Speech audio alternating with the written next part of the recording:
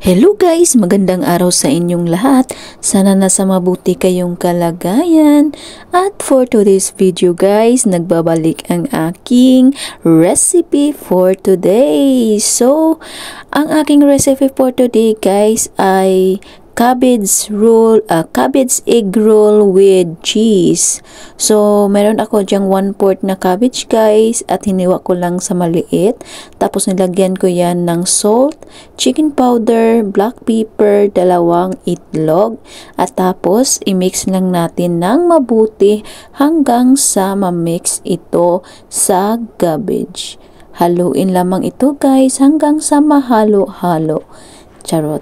At pagkatapos sa frying pan naman guys, naglagay ako dyan ng butter.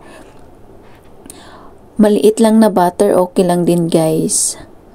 Basta butter ang nilagay ko. Pwede ding oil, pero mas masarap ang butter.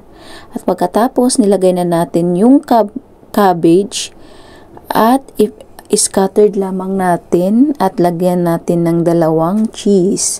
At pagkatapos yan guys, pag naluto na yung itlog, hinay-hinay lang sa pag-roll sa itlog para hindi siya mabasag. Charot, mabasag. At pagkatapos guys, kung ma-roll na ninyo, naglagay pala ako dyan ng additional 2 itlog. At lutuin muna natin yung itlog bago natin i-roll ulit. Pwede din kayong hindi maglagay ng 2 itlog kung gusto lang naman ninyo na mas makapal yung yung itlog niya, pwede kayong mag-add ng 2 itlog.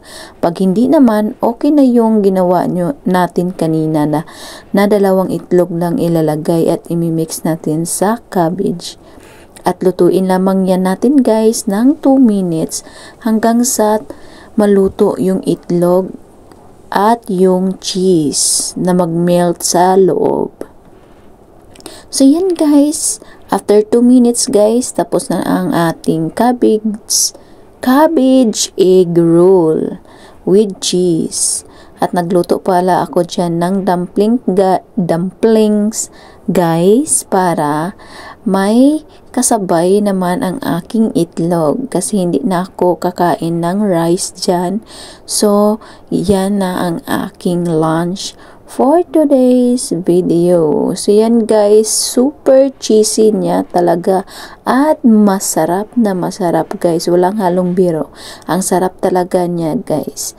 So, yan guys, ang aking recipe for today's video. Sana magustuhan nyo. So, ito na guys, titikman ko na ang aking nilutong cabbage egg rolls with cheese. So, yan guys, nasarapan talaga ako sa lasa niyan guys.